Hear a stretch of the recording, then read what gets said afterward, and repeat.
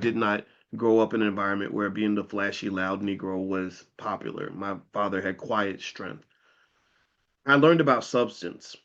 I learned about what it means to truly be the man you present yourself to be and not be caught in the culture of fake it till you make it.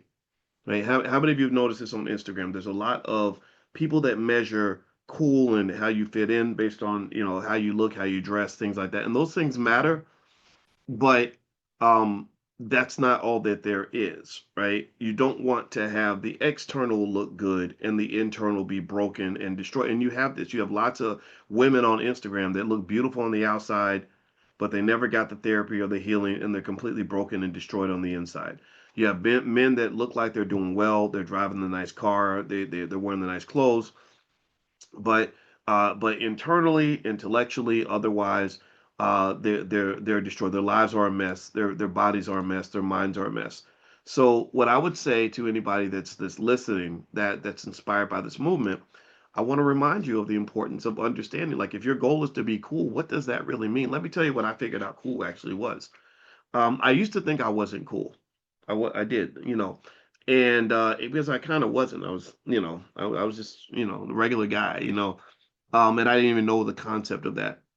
But let me tell you what's cool in the real world, especially for those that are younger that want to understand this. You know what's cool? Let me ask y'all this. Give me a yes or no. You can confirm. If a man has $1 million in assets, is that cool? What do y'all think? Do you think that that gives me some cool points if I can show you that I'm financially secure and that I'm able to make money and stuff like that? What do you think?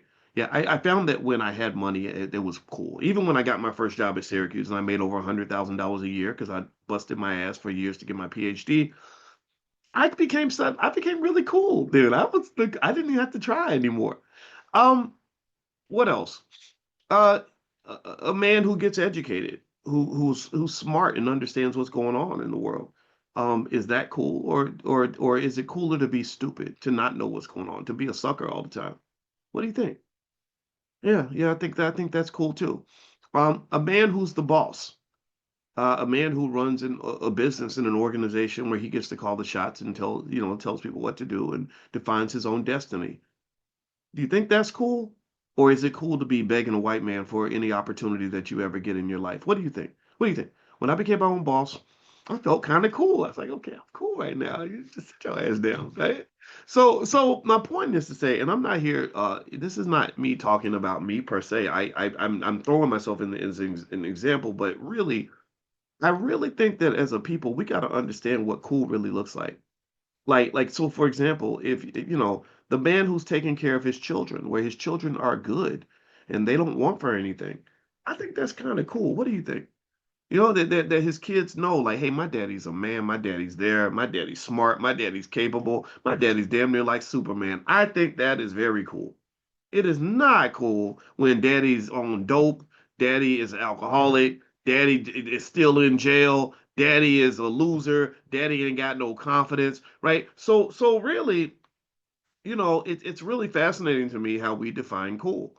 I really never understood how they did such a rope a dope on our people that they would literally take some drug addicted, murderous rapper, right, and put him in front of millions of black men, and we would think that that guy's cool. And I'd be like, okay, so what's cool about this guy? Is it the fact that he has such a bad drug addiction that he's gonna die by the age of 40? Is that what makes him cool?